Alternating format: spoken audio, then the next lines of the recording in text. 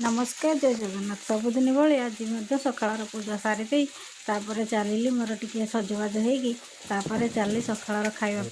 सकाळ खावा कहली कौन करी किसी तो करना तो सेठू कौन कले ना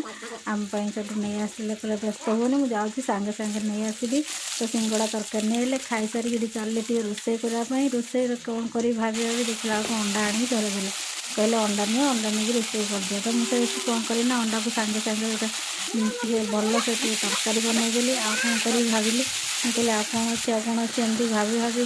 जैसे माँ कहला जहाँ अच्छी से करदे समस्ते खाईदे जो गरम हो रोसे कर खाया भारी कष्ट हो किए जदि कहता न रोसे कर खाली सेमती खाई रहीज कि उपास रहीज रही जातु एत गरम रोसे कर खाया भारी कष्ट जहाँ सुंदर तरकारी होगला तापर मुझे गोटे घांट तरकारी करदे मटर तरकारी करी साग अंडा सब कर रेडी